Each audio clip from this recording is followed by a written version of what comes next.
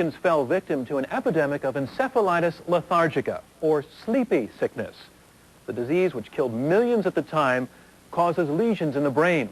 Those who survived sank into a kind of semi-conscious purgatory that imprisoned them for decades. For some, it was a kind of dream world, but others were condemned to tormenting repetitions, like the endless contemplation of 2 = 2 = 2. One patient described how she had to walk around a mental square to 7 notes from a Verdi theme. And this would go on for hours and days, wouldn't stop. This, I think, is what one intuits, that there may indeed be something like a sort of hell. Though he looks like a stray Santa Claus, Oliver Sacks is in fact a voyager in hell. He is a doctor who also writes about the dark continents of human illness. But he writes with such passion and joy, he has drawn millions of people into worlds they might have shunned. Like the world where the victims of sleepy sickness were still floating in emptiness back in the late 1960s. Sacks was a young neurologist at Beth Abraham Hospital in New York. He decided to gather the 80 known patients together, bring them in from the institutions where they had been stored like human furniture. He had heard about an experimental drug called L-Dopa, now used widely on Parkinson's patients. He wondered if L-Dopa might be the miracle which could jolt their brains back into life. So I hesitated, and I hesitated for 2 years. They'd been put away for 40 years, and I didn't know what coming back to the world and coming back to a world which was not their own might mean to them. And then finally my hand was forced because so many of the patients were terribly disabled. Some of them couldn't feed themselves. Some of them were dying. It was 1969, and Sacks was right about L-Dopa. It was like seeing the dead arise. Up they came, up, out of the chairs that had been their prisons. The first feeling was that it was just wonderful to be alive after being dead so long. Esther, so frail she couldn't turn over in bed, walked for the first time in 40 years. And Rose, who went to sleep as a coquette, can be heard off camera singing a bawdy song. If you don't tickle me in the right place, I'll take off my pants. And then the flapper dances again. When she came to in 1969, she kept talking about 1926 and talking about Gershwin and others who were current then. She said, I know it's 1969. I feel it's 26. I know I'm 64. I feel I'm 21.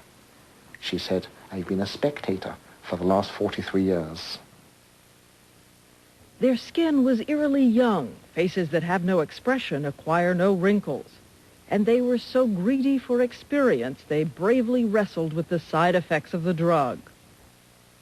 Yet for most, at the beginning, the jerks, the stops, were a small price to pay for life.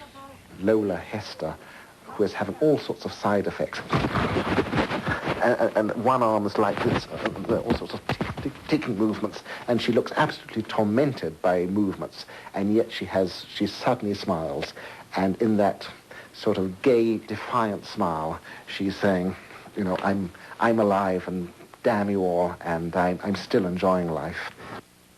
Lillian Tye wrestles with one of the side effects of L-Dopa, an uncontrollable shaking of her head. What's it like doing your hair when your head's shaking like that? Gotta follow it around. Devil putting a part in, though.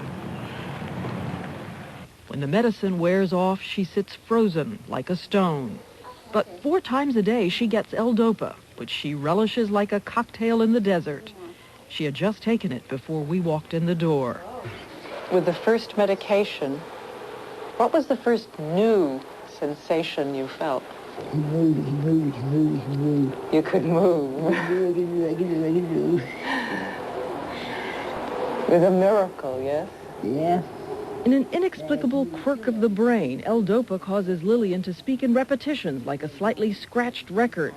Yet when she reads, it stops. She didn't go to the hospital to have an oxygen test. And it stops when she sings.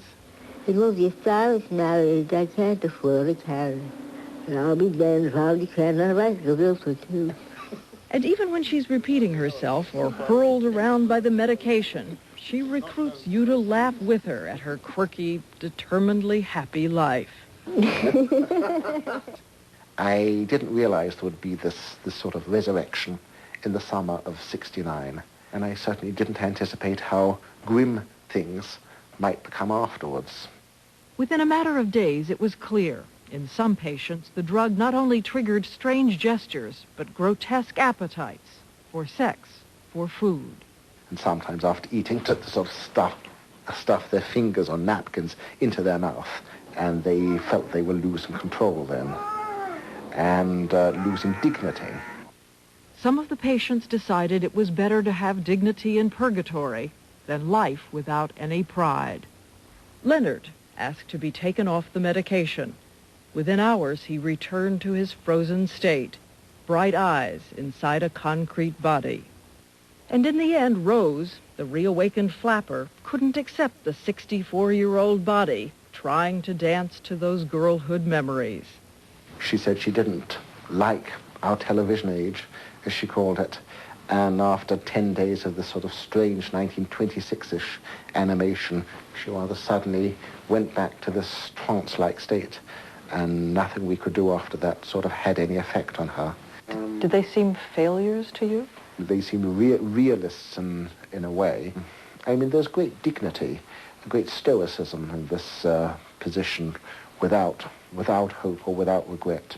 I think finally it's a message of survival, that one can go through hell and one can be in hell and yet survive, and even transcendently as tough and funny and loving life, even if there is no hope in the ordinary sense. Say I love you, if you seem to tell a lie. Oliver Sacks and his patients have reminded the world of a devastating story. Starting around 1917, the sleepy sickness epidemic crisscrossed the world, leaving almost 5 million people dead in its wake. In 1927, it essentially disappeared, although many institutions had to be built just to house all the living victims who were left permanently damaged.